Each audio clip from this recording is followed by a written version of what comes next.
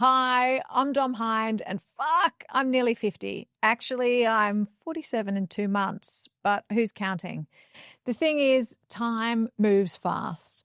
1 minute you're eating whatever you want, running on no sleep and bouncing back like it's nothing. And then suddenly you wake up and your body feels like it's staging a quiet rebellion. Everything shifts: hormones, metabolism, energy, and no one gives you the manual. And that's exactly why I wanted to sit down with today's guest, Zoe Bingley-Pullin. Zoe has been a friend for years. Our girls have grown up together. We've shared way too many dinners at fishmongers and Wushuku, and I've always loved how she talks about food. No guilt, no extremes, just real, practical ways to make it work for your life. She's a nutritionalist, a chef, and now the author of Eat Your Way to Healthy Hormones, which, let's be honest, is the book most of us need right now. Because if you've ever found yourself crying in the car for no reason, rage texting your partner over absolutely nothing, or wondering why one glass of wine now feels like an entire bottle, you're not alone. Zoe's helped so many women stop fighting their bodies and start working with them. And today, we're getting into it. Why our bodies suddenly feel like they're betraying us, how food can actually help us feel normal again, and the biggest midlife diet myths we all need to let go of. Most importantly, she's going to tell us how we can do this all without giving up wine and chocolate, because if that's the deal, particularly with the chocolate, I'm out. So let's get into it, because fuck, I'm nearly 50, and isn't it amazing?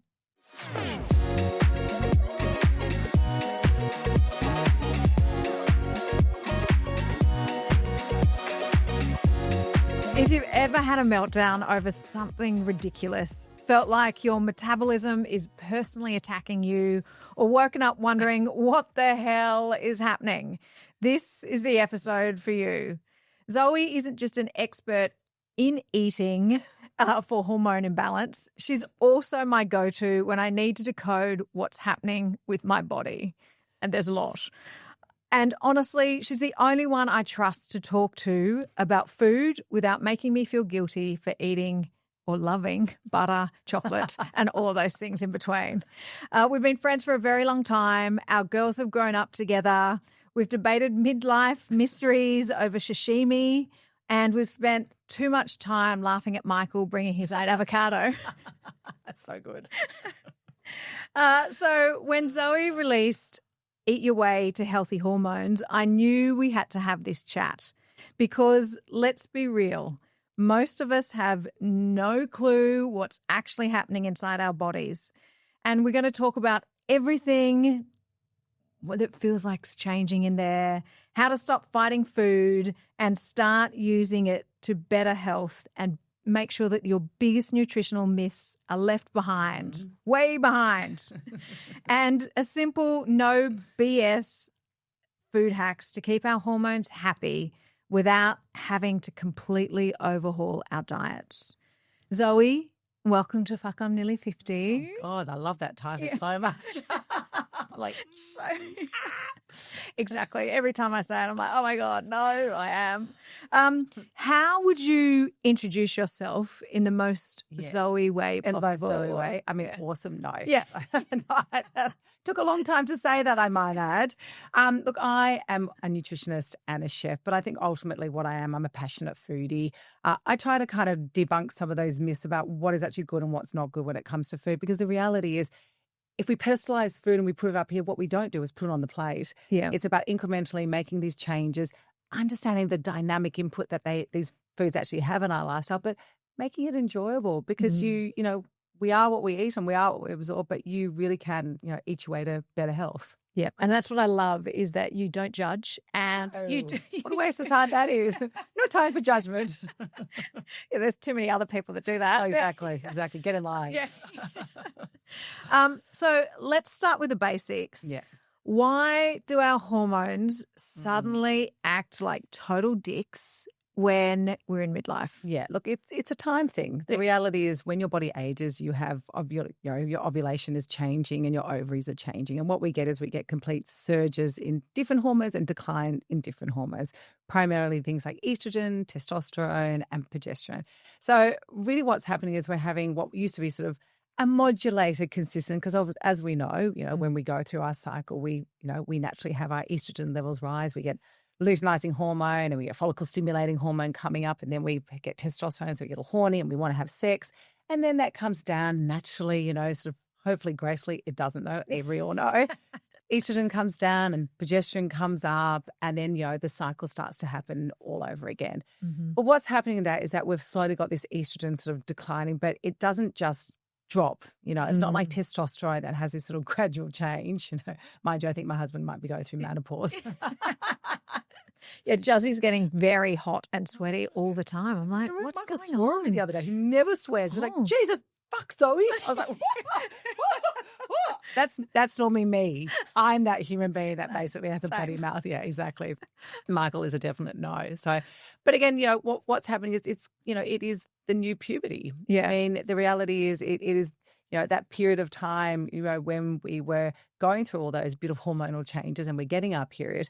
It's the opposite. We are stopping menstruating. We're coming to the end of our cycle. And for me personally, that should be another celebration. Yeah, it should be. We celebrated so heavily when, my mum made up some story that we went out for champagne when I got my period. That's complete bullshit. That did not happen. Mind you, she did have one of the most wicked menopauses. That's sort of partially what motivated me to kind of look beyond the veil. Yeah. Because I really didn't understand what she was going through. I just thought she was a bitch, basically. Yeah.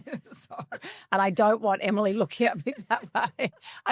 She can justify the bitchiness if necessary, not because of my hormones. No. Not when there's something that I need to understand. So then I can explain it to her as well. And I think it is actually really interesting to think about celebrating it rather than commiserating and going, oh my gosh, we're nearly at the end. Look, it's quite interesting because we say that all these different cultures celebrate in different ways. It's actually bullshit. No one celebrates it. There's no culture that I can see. The reason why Japanese women, it's spoken to because they actually don't go to the doctor very much. And the reason why there is not a word, in China, the Chinese language, because there is no word for hot flush in there. Yeah. So it's really actually a case in point. This is not just a westernized, impression of what we're going through. We haven't lived as long. Generationally, we're living longer. And we're not only living longer, we're living in a lifestyle and a quality that we've never had before. Yeah. We have careers that are dynamic, or they're just happening. They're just happening diet, but we are still in a career at this age. Yeah. We often have that, double sword where we have young children. We have elderly parents. So we have all of these very visible, important things still happening that we didn't have, if you went back sort of 1 or 2 generations ago to the same level of significance. And I also think that people are talking about it more. Like we are actually talking about it more, and women now have a voice to talk about it. I think this is kind of, if you likened it to sort of feminism, that we are going through a beautiful historical point where feminism was what women were fighting for. Now what we're fighting for is hormonal equality. We actually want to understand this because it is so awful, some of the symptoms. It is so overwhelming how you actually feel. And to feel when we've fought so hard to have control and to understand our careers and to understand motherhood. And now that feels like that it's happening to us. It's not an external thing happening. It's actually internally is what's going on. And we don't understand it and we don't have control. So it's really a very vulnerable time. Yeah. And I think, womanhood together, we're pretty powerful bitches, together we can understand and we can share, because what we're also looking at is, that the medical, environment hasn't had the training. It hasn't had, I think we're hearing more and more and more about, even, gynecologists, OGYBs and GPs, sometimes minimal weeks or months worth of training to understand menopause. That's disgraceful. Yeah, it is. It's actually disgraceful. It is. So I think me personally, I'm a bit of a tough woman. I know that, but I do think it's really important that we handle this correctly as women, and we don't go in and we start screaming and shouting and fighting to be heard.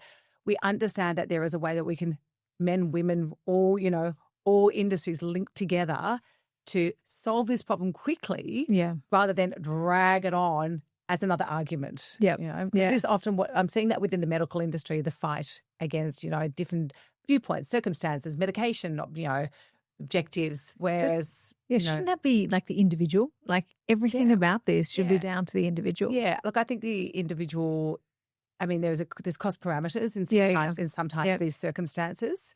Often what will happen is that, you know, I'm very lucky, you're very lucky, because although HRT is definitely something that I'm never closed off to doing, you know, that's a cheaper option where I can afford to go down a slightly more expensive option, which sucks for other people, but it's also where my priorities lie. You know, I will give up a number of different things so my nutrition is paramount. I will give up a number of different things so I can exercise and, you know, see a trainer or do the things that for me, for my mental health. And I think where my story sort of came about, it was very much prioritized over mental health.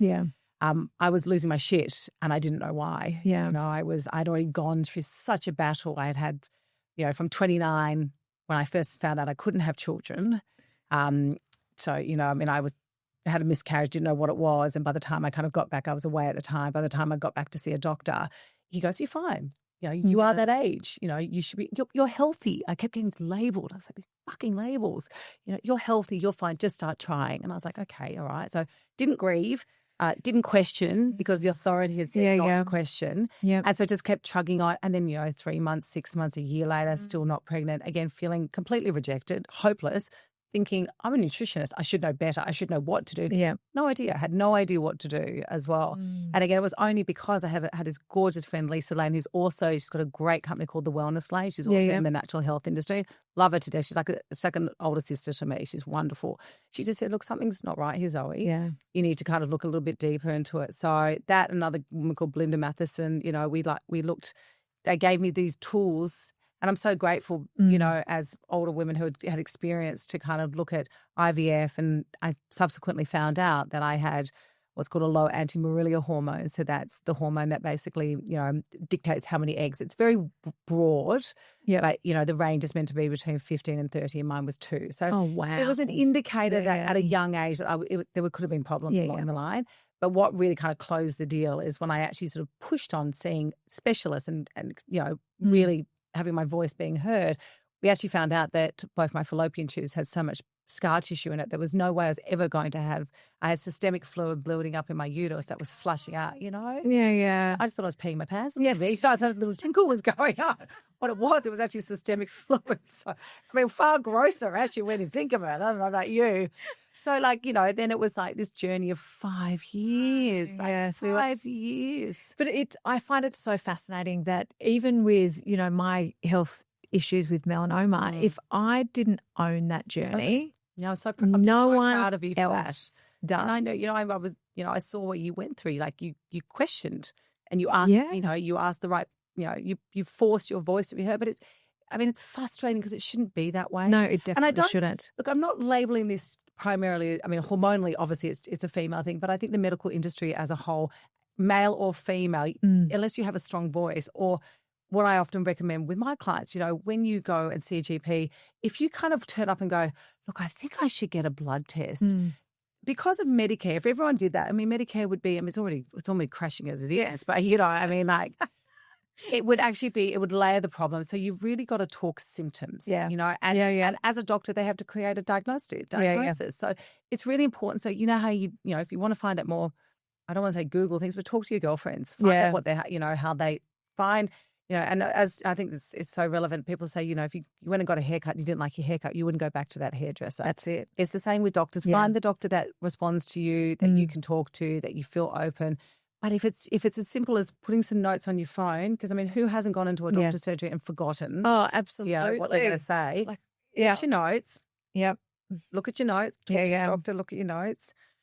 I always say to my clients, I mean, this is a bit of a one-on-one thing I do even in meetings. At the end of a meeting, I said, just so, because I've got ADHD, I say, just so we're on the same page, is this what I heard you say? Yeah. Because Well, you need to. I often, I've interpreted. I don't think it's just ADHD. No. I think it is. Everyone does. Everyone goes, oh, what? Or you have different ways of absorbing information. Yeah. Well, and I think that it is amazing putting notes together. And I know this is could be controversial, but even with, my liver stuff that's been happening lately, we know what that is. Yeah. I was using and consulting ChatGPT just to make sure that I get the right questions to actually ask. So because you just don't know. Totally. I mean, look, ChatGPT needs to be used, and it's at its infancy. So Absolutely. I need to use it as because I think what's take information, ask the questions, then go into another source and ask the same questions. Because I have found I love ChatGPT. It's like, being a sole proprietor owning my own business, it's like having a staff of 5. Yeah, it absolutely it just it helps me so much. You've helped me with some asking the right questions for certain contracts. Just, you don't then go not get a lawyer. No. But what you do is you cut out when you do go to your lawyer.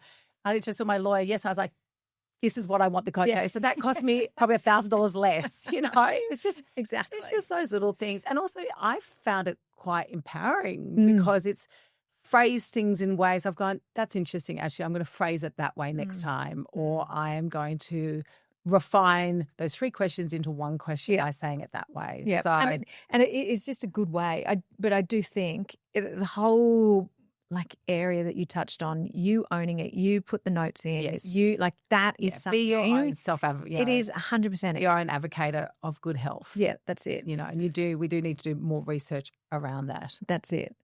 So we've spoken about menopause. Yes. Perimenopause. Yes. Is this are we coupling that all in one? Look, I think again, so menopause by diagnosis is the year after menses.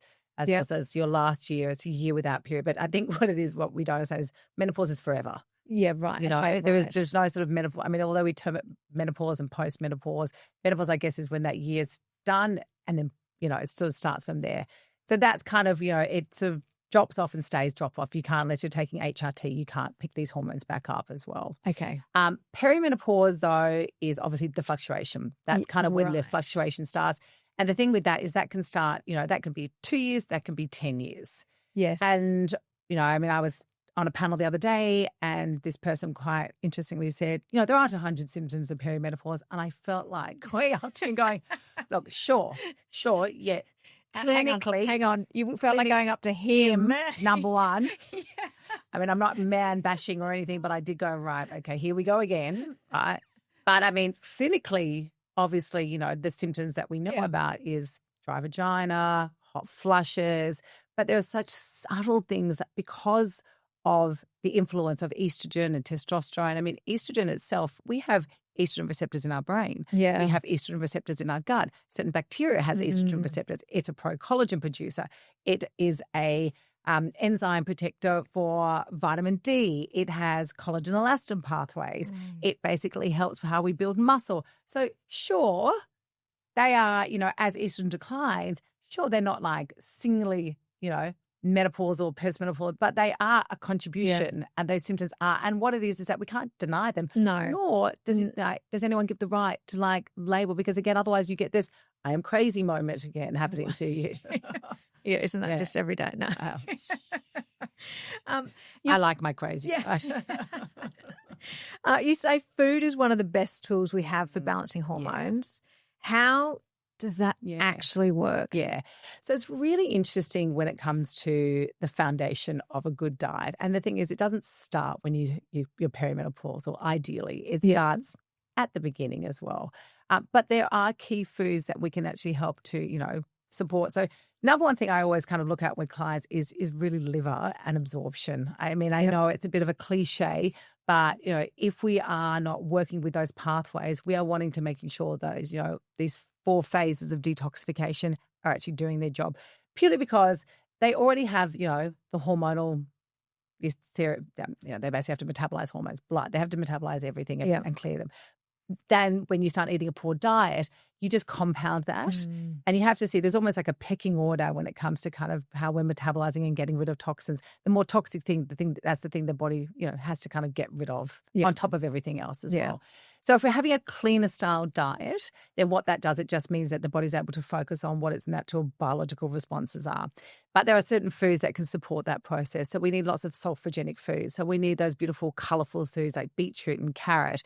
We also need all those brassica families. So, your bok choy and your cauliflower and your broccoli in your diet as well. For me, that is very much, I just pack it all into one. I have a cold pressed juice every single day. It's kind of my non-negotiable. You do not need to juice every day. Yeah. And ideally, sure, if you've got time to do it, but I don't have time to do it. No. So I do it on a Sunday and I juice enough for 3 days. I do beetroot, carrot, ginger. I put something sort of bitter in there as well. So it's normally the lemon, grapefruit, again, increasing those stomach enzymes, help me sort of process and digest the food. I juice it. I put it into a glass container because, again, we need to be mindful a little bit of those xenoestrogens and the plasticizers, again, from the hormone disrupting contribution. And I put it in the fridge. Now, I have it as my pre-workout. So I get up in the morning and I have it every morning about, 250 mils with a bit of water before that. And that's energy as well to help me exercise. The key thing with juicing, though, is making sure there's a high level of fiber. But that also has a big picture when it comes to how we get rid of fats and toxins within our body. Most of us, most of us are getting enough protein. What we're not getting enough is enough quality protein. Yeah. And that does become affected when we are kind of fluctuating in our hormones because of things like our digestive enzymes get affected through different phases of perimenopause. But it's also that we need to have a bit more of those sort of cross sections of fibers because we've basically got soluble and insoluble fibers, which obviously help to kind of pull fats out or increase bowel motions. But then we have something called resistant starch. And this is a really interesting one. So resistant starch is exactly like the name states. It's resistant. So what it means is that when you digest that food, it's going to go all the way through your gastrointestinal tract and it's going to get broken down in your colon. And there's a lot of bacteria within your colon as well. So you feed the bacteria with all this good fiber. It's like a prebiotic. So we know the probiotic is the bacteria, the prebiotic is the food that feeds the bacteria. And we need a lot of this in our diet overall. So they come in things like, I was just about to ask, what are they coming? Yeah, what are they coming? Yeah, there's always leave. But wait, there's more. So they are often in when we cook and cool certain foods. So when we cook things like potatoes and what is that like with the cooking of potatoes, cooling? So interesting, isn't it? So what actually happens is that again, I've done a bit of research on this. I'm trying to get sort of a definite answer in it because a lot of people say, but if you heat it again, does it change it? Yeah. So what is in the cooking of it? It changes the molecule structure, and then I guess when it closes it changes it again. So it makes it less digestible. So it takes longer to be broken down. Okay. And then when it actually gets to the colon, it's broken down in that area as well. So does that mean those cold roast potatoes are actually a great thing? They are. Oh, wow. Exactly. Potato salad back on the menu. Okay. But it's also things like legumes and pulses and nuts and seeds. Yes. Nuts, seeds, but also it's in things like green bananas. So we just do green bananas. Yeah. And again, it's it's almost like that chalkiness in your mouth. I know it's not the nicest. So again, we just need to pepper these foods into our diet. Yeah. Okay, good. And what are the foods, or are there any foods that naturally help with things like mood swings, bloating, and energy crashes? Yes. I mean, magnesium. Okay, yeah, right. Okay, so again, it's probably the key nutrient. It's in 300 enzymatic functions within our body. Yes. You can get in things like nuts and seeds, different grains in the diet. But again, I can't necessarily advocate that you go and take a supplement, but it's something that I think is often in supplement form is just more absorbable and you can get a higher dose of it as well.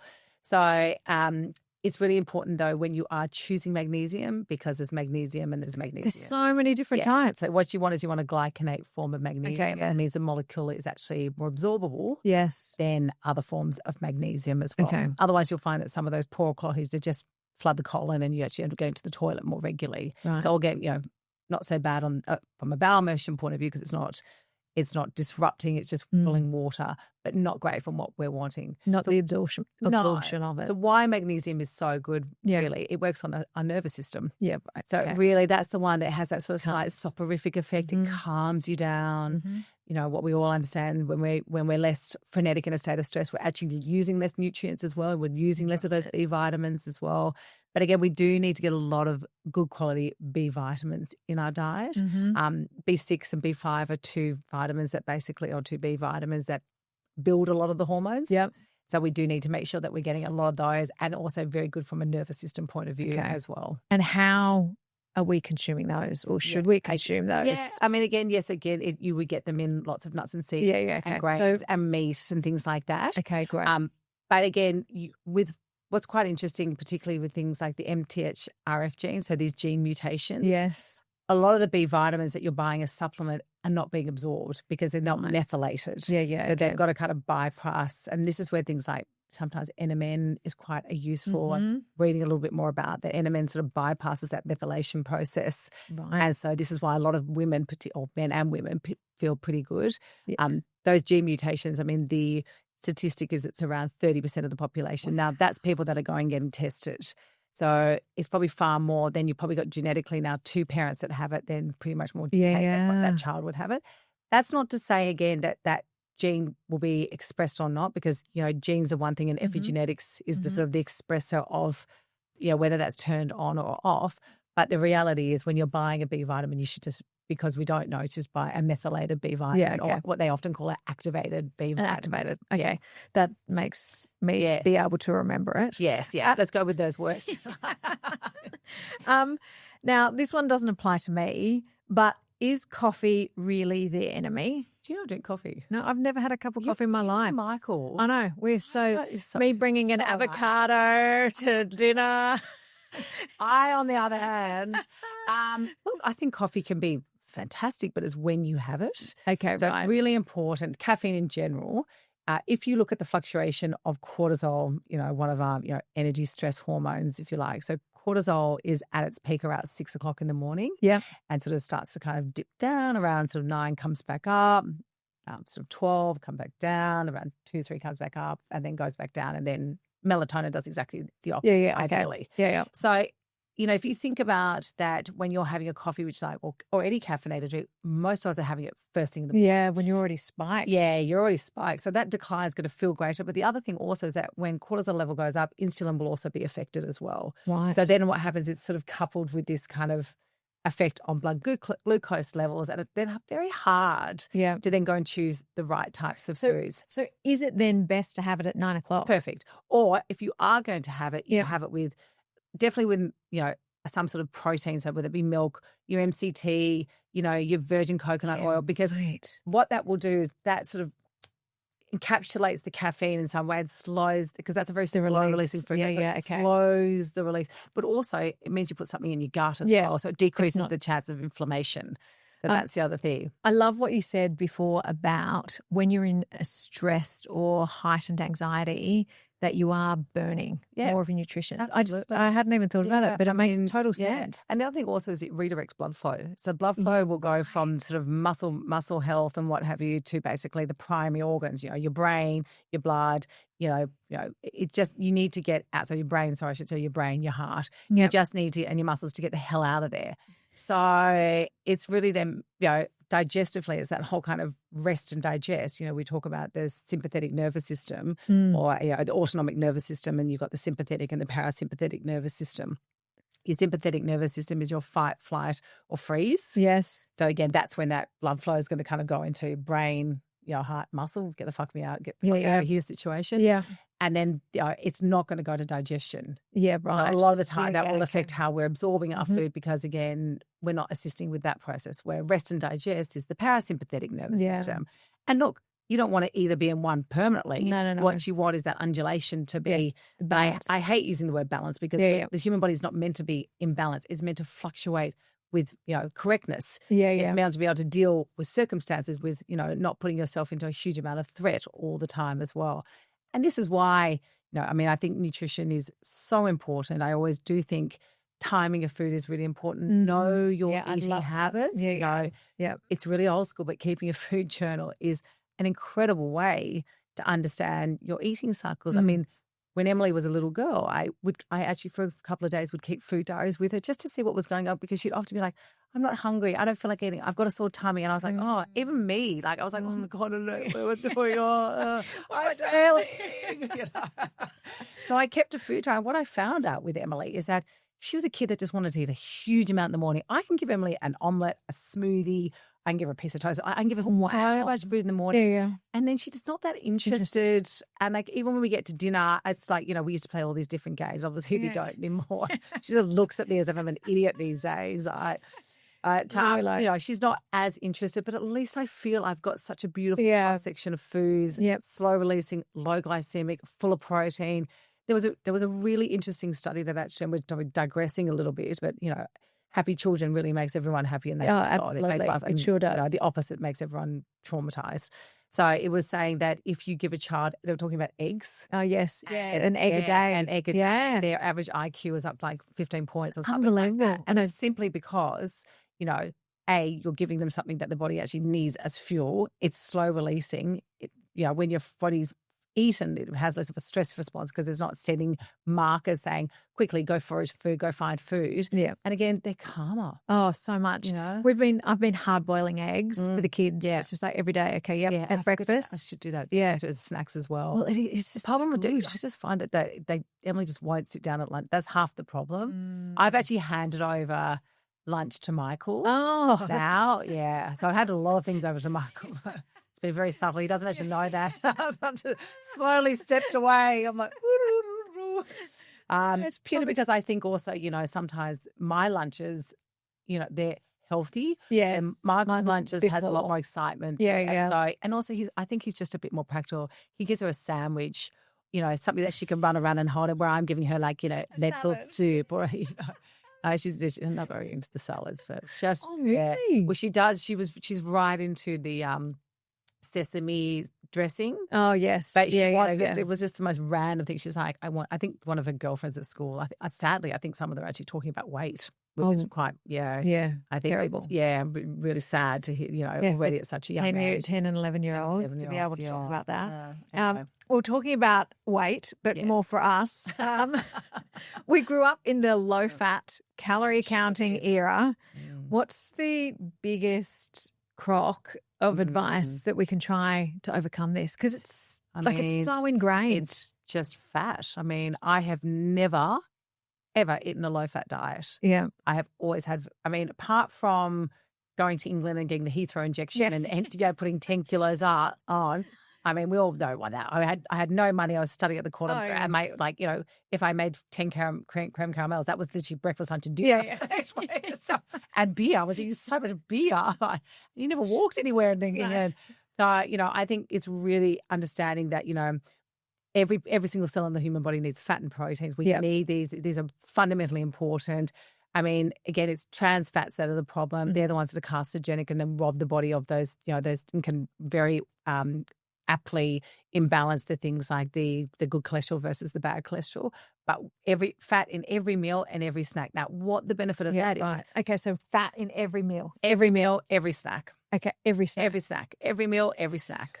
And when I talk fat, we could be like 3 macadamias with the apple that you're eating. Yeah, okay, it's not hard. It's really not hard. I sort of have the kind of, in my sort of programs when I work with clients, I've sort of say, look, a tablespoon in every meal, every snack is pretty much guaranteed that you're going to tick the box and you're going to get your recommended daily intake of good fats over the course of the day as well. Ideally, what we're trying to eat is essential fatty acids. Saturated fats have their place without a doubt. But again, if you're someone who has compromised cholesterol and you are very overweight, having a high saturated fat diet as opposed to a high essential fatty acids is not going to be well balanced. Again, that word, it's not going to be to your advantage. Yeah. But if you have a high essential fatty acids, which again often has a cross-section of other things, it's often how you're getting them really good sources of protein as well. You'll be getting them in fish and nuts and seeds. These are beautiful sources of protein. Yeah. Grass-fed meat, has beautiful essential fatty acids. Great. You're ticking the boxes of other sources of nutrients as well. You're getting a beautiful source of fiber in them. So that's probably the number one thing I'd say. And the other thing also is that, we do, not that it's a crock of shit, but, diversity really is important. Yeah. And it's for a number of different reasons. We need to get those 30 servings of fruit and vegetables. Now, we're not just talking about, I mean, it's more vegetables than fruit, to be honest. It's plant-based foods.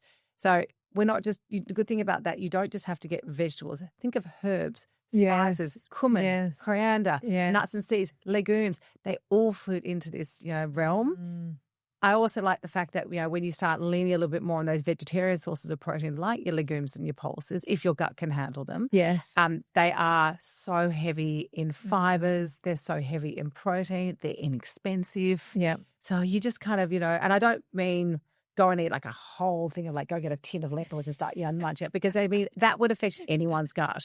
But again, we're just getting some of those diverse foods is good not only for the cross-section of nutrients, but also our microbiome. Yeah. Okay. What is your go-to snack? Oh, it's always macadamias. Oh, is it? Always macadamias. I love macadamias. I always have them. Actually, they're not in this bag, but they're in the car. I go to the gym and I'm going to a new gym. I'm actually training with Leah Simmers because I'm designing her nutrition plan. Nice. Or for Kai, for those of you who don't know Kai, go and have a look. It's remarkable. It looks amazing. Yeah, it's really cool. Absolutely amazing. Cool. But it's been like I'm deadlifting and sumo squatting. I'm like, oh, it feels so good to be powerful, Just such a nice feeling and again, it's made me understand more about, the importance of strength, particularly as you old, as we get as we get older, as you age, not old. Yeah. But again, I'm very so the point just to quickly talk. I'm very organized. Yeah, I'm always having snacks. I put all before I leave. I have all my powders, which are protein powders and collagen and whatever my Wellco products or whatever I've got in there. They're all in there, ready to go. And I'm actually drinking that the whole way through my training sessions as well. So I'm not dropping or spiking. You're just consistent. I'm consistent. And then often, I've come from that to having a quick sauna to you. Yeah. Didn't have time to have brekkie. So I've got, my macadamias, which I know will get me through. And then I'll have something. I'll have an early lunch, but quite a large one. Yeah. And that will just sort of fit the bill. And I like the drinking of the, whatever they are, the supplement or throughout training as well. It's really, I still do work with things like, marathon runners and people who are sort of high endurance type exercises. And it was quite interesting. So, I've been in this industry 22 years. And when I started working with them, it was very much about carbohydrate, goos. Yeah. I said to them, really, can we just test this out? So I'd get my clients to basically have one bottle, which was pure protein, and one bottle that was electrolytes. So the carbohydrates was coming in, and we put a little bit of carbohydrates within that electrolyte and alternating. So every 15 minutes they were alternating. Wow. They said they were getting PBs. They were doing better than ever before. Now that's common practice now to actually do. Not that I'm saying in any way, but before that I started that because I didn't. I think there was I think that's what I heard. Yeah. No, I was definitely not. I like toot my. I probably should toot my own horn a bit more, to be honest. Anyway. Women over 40 get told to do everything. Yeah. Fasting, keto, protein loading, carb cutting. Yeah. How do we know what works? Yeah. Everybody's different. That's one. I think pick one thing and give it a good 3 to 6 months because consistency is the key. I think, sometimes, I always have this saying, anything's better than nothing. Yeah. And when it comes to my exercise personally, and I feel like I am the fittest and healthiest I've ever been. Honestly, you look amazing. My weight, my body fat was 15.9% the other day. My bio age was 30. Now I'm tooting my own horn. Yeah. And I got when we did my E-Volt, I was like a 9.4. And I was so proud of myself because it's amazing. This has been because of my, my shit mental health and because I got so sick. And when I got perimenopause, I had just lost a baby, or lost a miscarriage. So, however you want to term that. I tried again, didn't work. Then went into, told I was the reason why I wasn't going to work was because I was perimenopausal. Then got Ross river virus. So it was just like I was roller coasting and rock bottom. And I'm not the kind of person. I'm very outspoken, but I'm not very good at asking for help. Yeah, I'm just a push through kind of person. So I just sort of said to myself very gently. I was 39 at the time. I said, "My next 40 years are going to be the best 40 years of my life." Yeah. And I'm going to start now. So I'm 36 now. It's taken 6 years to get here. So that's my point, people. It doesn't matter when you start this. It's not going to happen straight away, but it's like, I am now, I'm now the tortoise. I'm not the hare. I have my hare moments. Yeah. I mean, everyone probably still thinks I'm the hare. You should have seen me before. But it's really like consistency, finding what works for you. Don't be frightened of food and don't be frightened of exercise. Yeah. It is, fueling your body. You are better to fuel your body with more of the good stuff because, again, often what happens, if your blood sugar levels are falling, it will then affect all of those other. It's a cascade. Yeah. It really starts to affect your anxiety and your depression because, again, you're feeding into and you're declining some of those other hormones that are happening at the same time. Yeah. What's the biggest mistake women make when they try to eat healthy for their hormones? I think we often follow a diet, and then we apply stress into that process as well. So be flexible. You fuck up. Who cares? Yeah. Like, start again. Start again. Like, I mean, I might say it's not how much how badly you fuck up. It's how long you fuck up for. Yeah, that's and that's really the thing. Start again tomorrow. It's not a big deal. We're not children. We don't need to self-flagellate and beat ourselves up because we didn't do it the perfect way. And that is the problem. Yeah, women think we have to do it perfectly. And I don't want to bash on other women, but often what other women are doing, they're judging us in the process as well. Yeah. So find your crew. Yeah. Find your supportive human beings, whether it be men, female, children, animals. It doesn't matter what it is. You put the things that make you feel loved around you when you're trying to make change and you're sad because you need to be able to prop yourself up in any way. And the other thing also is, a game changer for me was meditation. I studied transcendental meditation. The theory, obviously, it's the neuroplasticity process. That 40-day process of doing it repetitively, it weaves new synaptic pathways. So what that simply means is that next time you're in a shitty situation, you can drop into that other situation faster because your neural pathways know what it feels like. So although I don't practice meditation twice a day, I have weaved those mechanisms into my everyday life now. Yeah. So whenever I'm feeling overwhelmed, I have this thing I call it hand in hand. Doesn't matter where I am, I hold my hand. It's literally the two versions of me, the good, the bad, the crazy, the smart, joining together. And I get overwhelmed even when I do it now because it just it sort of surges all the feelings that we're trying to cut off.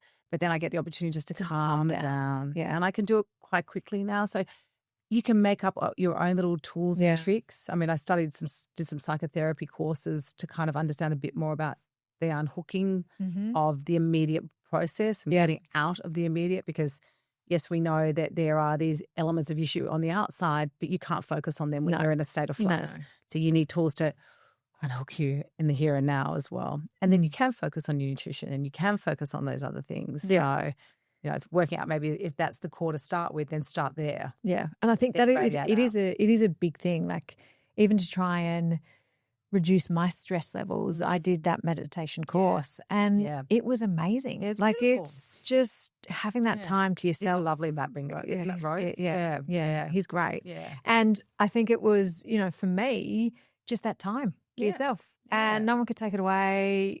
There weren't the rules that like with every other meditation, it's just the time to yourself. Yeah, I mean, I like transcendental is, I think, for me personally, the one that works for me. Yeah. It's just repeating like the mantra over and over and over again. I mean, I also like Yoga Nidra, which is the body scanning. I think that's a really good one. It's great for kids ones. I think there's, and also it's picking kind of what is your personality type because I kind of undulate between those two because sometimes if I'm in a more sort of hyper state, going, I can't repeat my mantra. I'm not going to tell you what it is. Just a quick, very funny story. So one of my closest girlfriends, we did this together.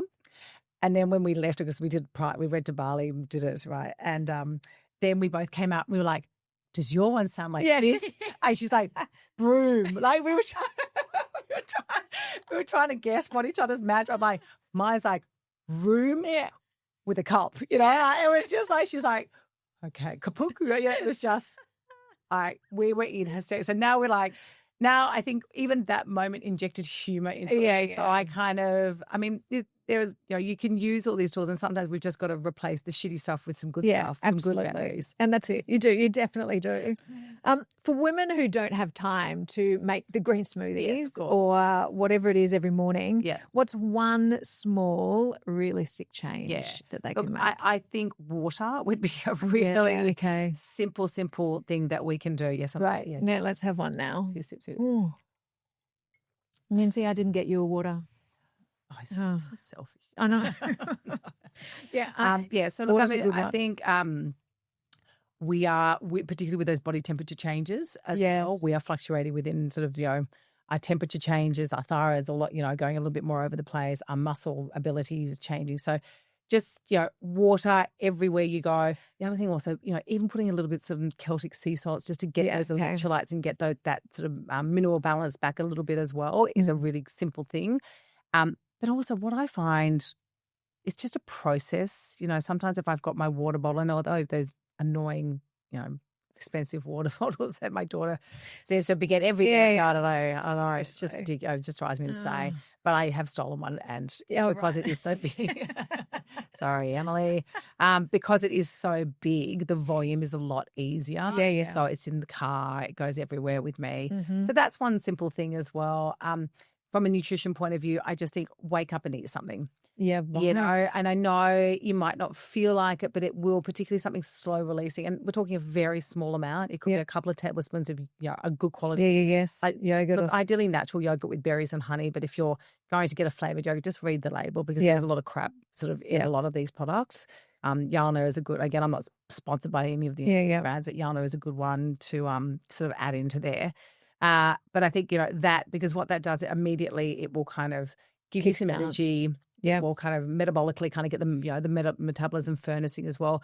And look, intermittent fasting is a really interesting thing, but I do find for our age bracket or our hormonal bracket, I shouldn't even term it an age bracket because it is a hormonal bracket. I find that fasting in the evening is more effective because again, because of the compromise already, cortisol's, up there rocking. Often we're like, there's 1,000 things happening in our life. But also what I find is that if you can set the intention and have that, whether you make a chia pudding the night before and you put these little pots, and as you drive the kids to school or as you're driving to work or you're taking the dog for work, you might just be sipping it in a smoothie or you might be whatever, just to kind of, I just pictured it might be hard to walk a dog in a chia pudding.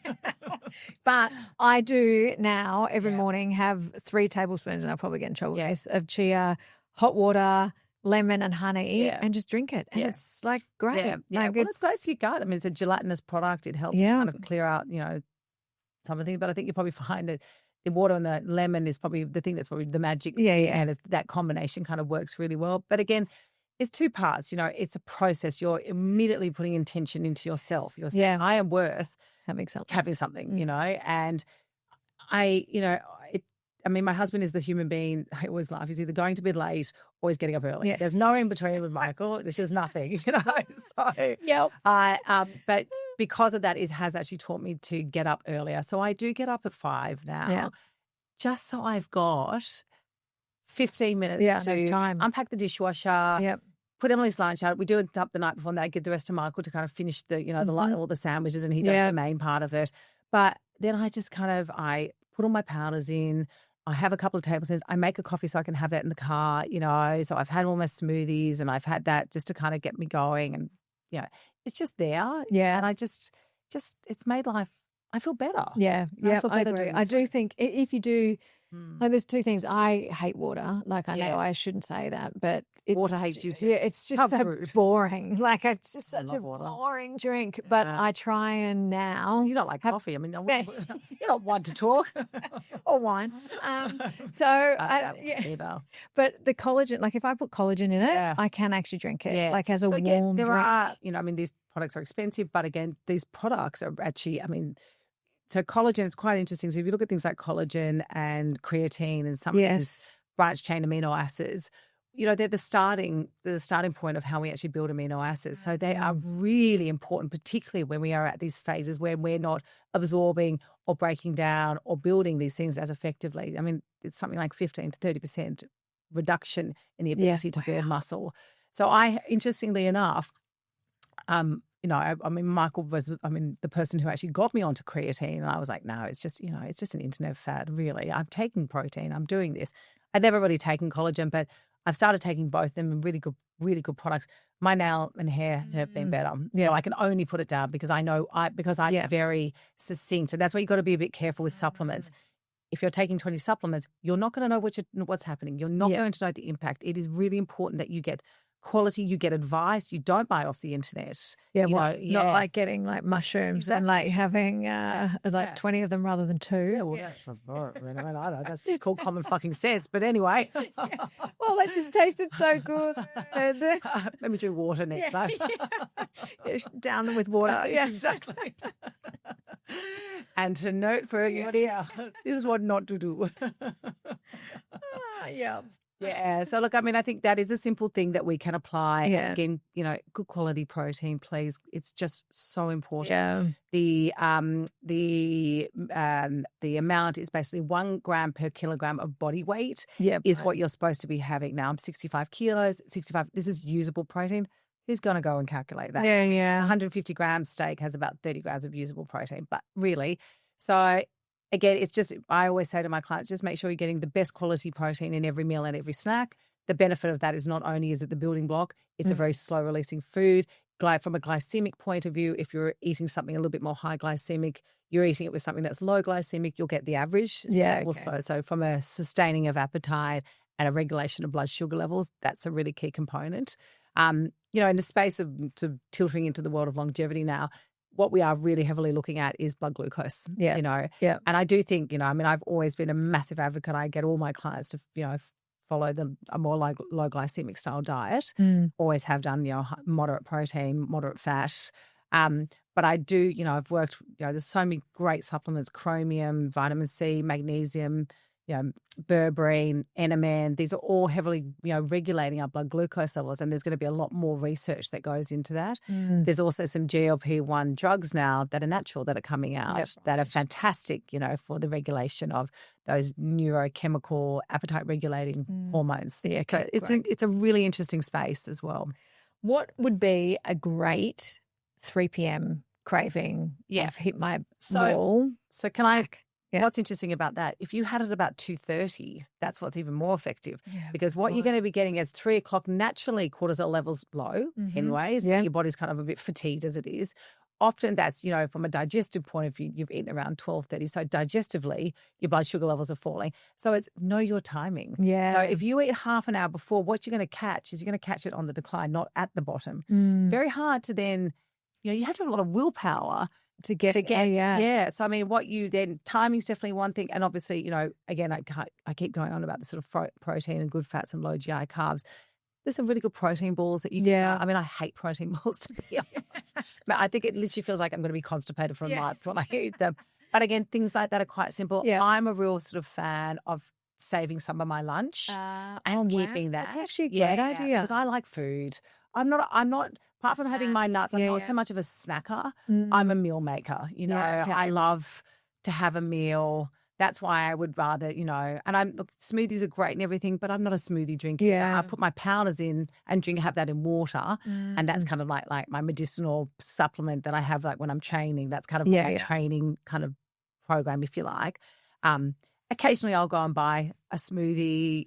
But again, I always find them a bit too sweet. I don't necessarily like the chalkiness of the protein. So they're expensive, you know. $16 for a smoothie. I'm like, they're ridiculous. Wow, that's a lot of money. You know, when you're getting that every day, and definitely what the average person can't afford as well. I do love the save some of your lunch. Like it's great. Like eat 80% for lunch and then 20% in the afternoon. I mean, it's great digestively.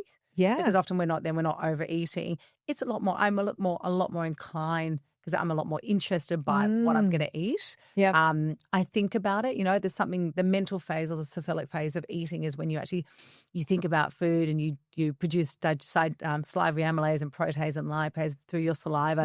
So it actually helps digestion of that food. So it's just, I find a bit of a go-to for me personally. But again, you know, half a banana and some macadamias, something again. God, maca. I want to be macadamias, please.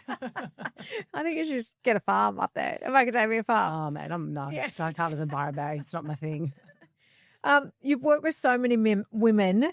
What's the common aha moment that they have? I think, look, the common aha moment is two things, interestingly enough. When they realise they can eat more and weigh less. Yes. It's still, you know,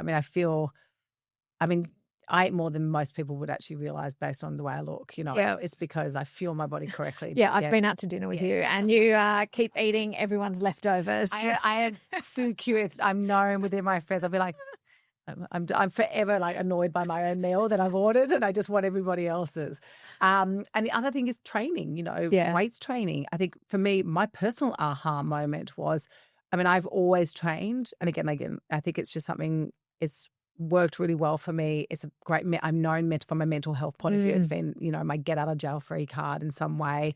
But again, I like the feeling of being strong. Yeah, it is good. Yeah, and I think there was so much misinformation for quite a long time, and I wasn't really coupling it correctly with my diet. Interestingly enough, at this age, I find it so much easier to actually have found that balance. But also, weights training is like, you can do the most amazing small weights train, like, sumo squats and deadlifts, which is what Leah's teaching me, is a full body workout. Yeah, absolutely. And but you just feel like you feel incredible. Yeah. You feel, I don't want to say feel like a man, because that's not what I'm trying to say. But if there's a feeling like what a man feels like, that strength, and what we've all kind of had, that archetypal kind of viewpoint, that's what I feel like, but still as a woman. Yeah. What about sleep? How important is sleep? Yeah. So sleep is a doozy, and again, as we age, men and women, melatonin starts to decline. What's really interesting, again, melatonin, we need certain amino acids to build melatonin. Right. So you can see it gets affected quite rapidly. Women will say, I was a great sleep, and then all of a sudden I can't sleep. Yeah. Or I wake up at 2:00. Yeah. Or I can't get back to sleep. So the interesting thing is waking up at around 2-3 o'clock. And I often, when I'm doing my workshops, I'll say who wakes up, and half the class. Yeah. That's when cortisol starts to increase. Oh, really? So what's happening often within that space is there's some bit of a, adrenal dysregulation going, and just even enough of that spike is enough to set you up. Now, what then we do is we start trying to solve the world's fucking problems at 2 o'clock in the morning. So there is some health hygiene, sleep hygiene that we need to. So it's not just that we need to nutritionally or supplement-wise work in that space.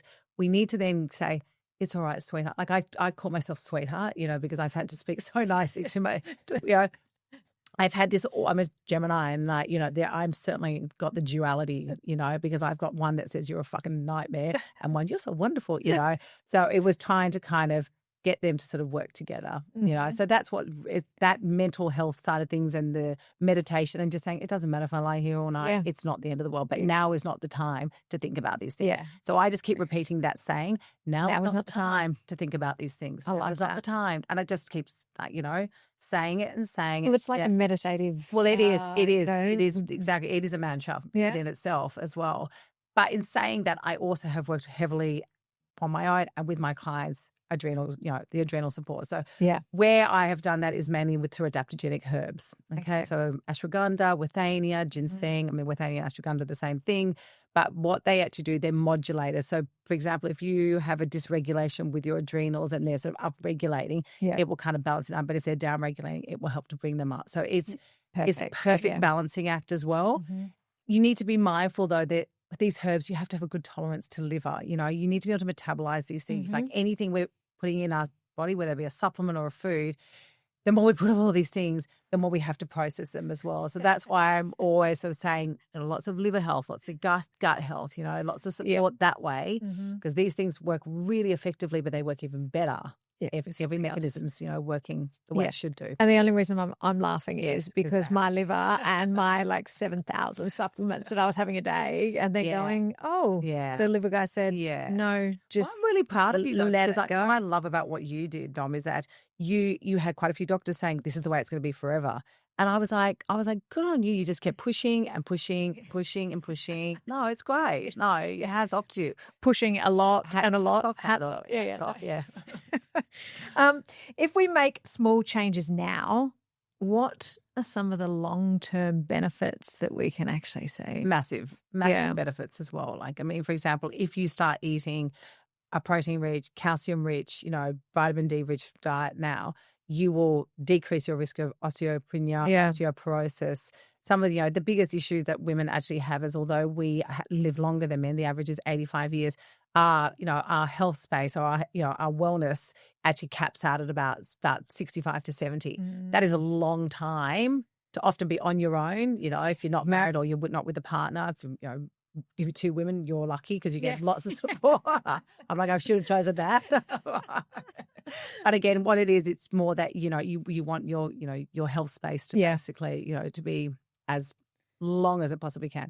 That's one thing. The other thing also, with resistance training, often what happens is that, falls is what's put a lot of women or, in a situation where they're incapacitated, financially can't work as well. And it really, their state of well-being and their lifestyle gets heavily affected. So just small amounts of resistance training. There is so much on the internet. You don't necessarily need to see a trainer. There is so much free information out there as well.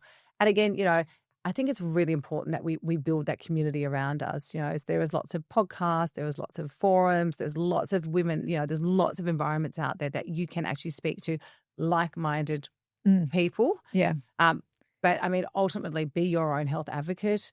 I have a great relationship with, thankfully, the doctor that you introduced me to. Thanks, Dr. Susie. Yeah, Susie, thank you very much. I'm so basically, I've sent my entire network to you. And then every now and then I email and I would text her going, can you fit me? Yeah. Please. Yeah, please.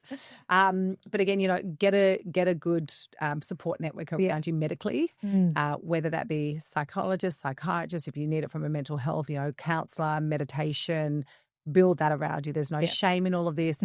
You would go, if you had, a broken arm, you would go to the doctor for that. A broken brain, you go fix that too. Yeah, that's it. And again, get your GPs and get all that in order. And it's funny, something that I always think about is what would my 80-year-old self think? Exactly. And, it does stop me doing some ridiculous things. Yeah, look, I mean, I definitely have curbed some of the elements in my life. Not because, it doesn't serve me as well as it used to as well. I mean, drinking wine as much as I love it, we were talking about this before, it makes me feel really unwell. So I don't do certain things that I know aren't going to, I mean, I still have my binges like everybody else. Oh, yeah. But it's just I cap some of those elements because it's just more effective long term. Yeah.